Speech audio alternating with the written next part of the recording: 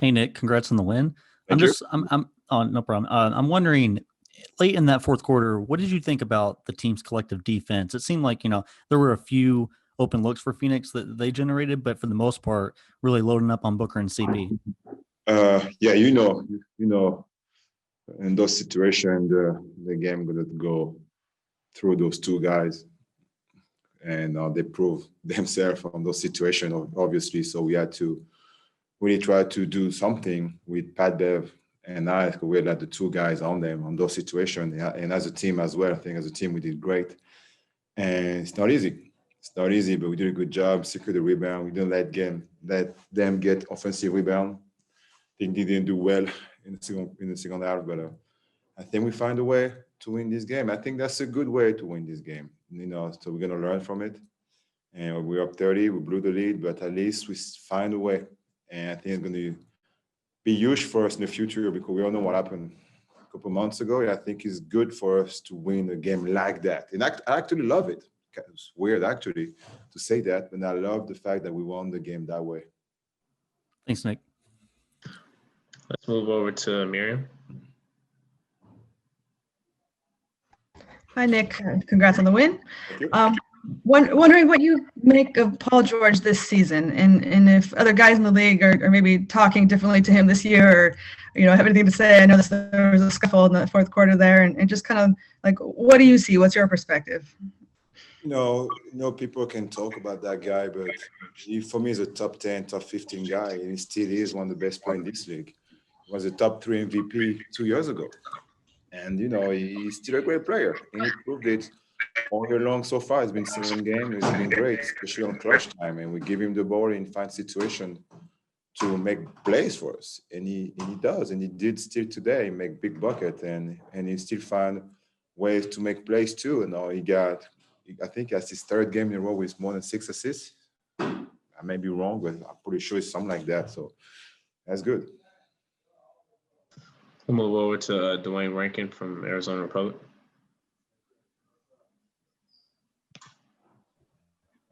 Yeah, Nicholas, you may have been already asked this, but the 3 that you got in the corner, how nice was that to be able to get that shot, and that pretty much closed the game for you guys? But the way Paul, like PG, was playing, I kind of knew I had to be ready because at some point you have to make plays because that's what he can do. And I was really the last almost 5 position because I knew he's gonna come. He won't be able to shoot every time, but he was hot. So I have nothing against it. The man got 39 and he carried us today. So, but yeah, I was ready to at any point to be ready to make a shot, to make a play for the team, because it's just great to be on the court after what happened to me the last 18 months, basketball-wise, to play in a team like that, to be on the court on those situations, and have the trust from my teammate and from a guy like PG to give me the ball and to make a big shot like that. So it just felt great I don't really like to talk about myself, but it just felt great just to have a shot like that. Let's move over to Tomer. Hey, Nick, congrats on the win. Thank you. I'm sorry. I know you said you don't like to talk about yourself, but I got to ask. I feel like the last 2 years for you in Charlotte weren't really you. I guess, did people forget how good you were, you think? And how excited were you to come back and show what you've still got in the league? No, I say that when things happen with Charlotte, like, I don't think it's fair for me to judge me in 18 months when I played 15 years as a pro, if I count my years in France.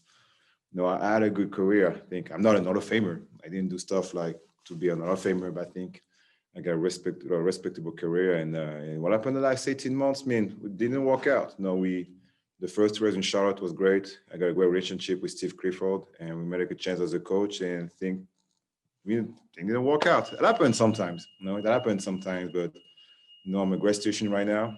I love Tyloo. I love his staff. I can't thank enough Lois Frank, and his staff, and Jerry West and Steve Ballmer to pick me up, because I'm very happy today. Okay, let's move on over to Justin Russo. Hey, Nick, congrats on the win tonight. Thank you. You're welcome.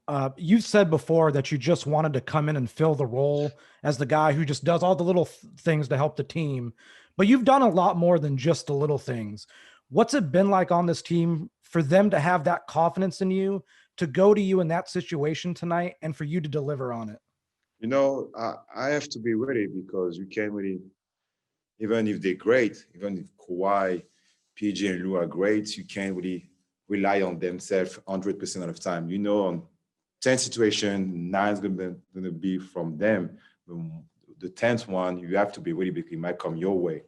So just to be on the court with those guys in those situations, you have to be ready because you can't, I mean, they carry us and they carry so much load for us. So sometimes you have to make sure you have to be ready for them. So if the call will come to you and you really make a big play. And that's what I want to do. You know, I don't want to try to do too much because I try to get example, you know, the way Boris play for the Spurs, the way Andre Iguodala play for the Warriors, all those guys. That's kind of the players I'm trying to inspire myself this year. We'll take 2 more questions. We'll go to David, and then last question will come from Cameron Buford.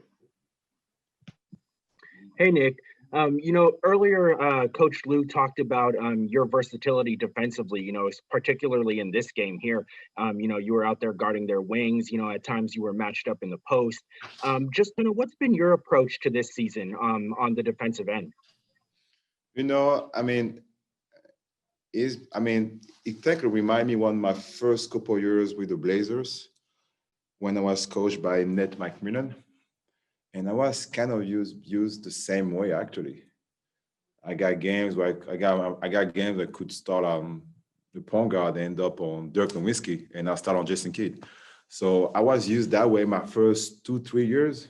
And I think I'm back to that role. Not the last 3-4 years on the Terry Stott, but more my first 3 years when B-Roy was there and Marcus and all those guys. So, but I'm not 21 anymore. I'm 32 now, so I got more experience.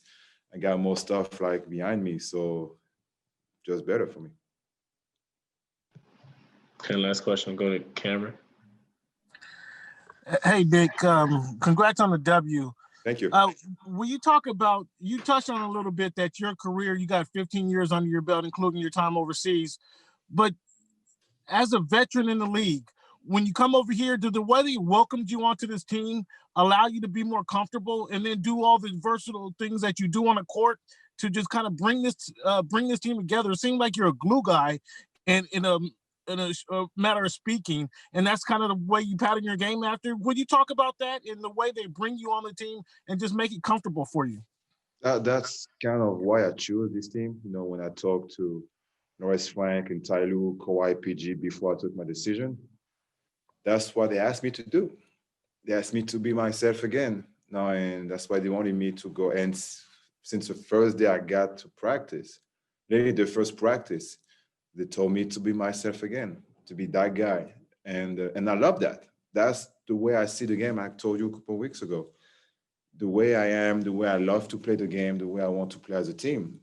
You know, I'm not the best one-on-one player. I'm not the guy going to get 25 shots, but I know what I can do to be on the team. No, the basketball is 5-on-5. It's sometimes you can't have guys who are going to take 25 shots. You need some guys sometimes who just here to do the little thing and make sure the team stay together and the concept as a team, like we move forward and we stick together as a team. And that's what I love to do for the last 15 years, I guess.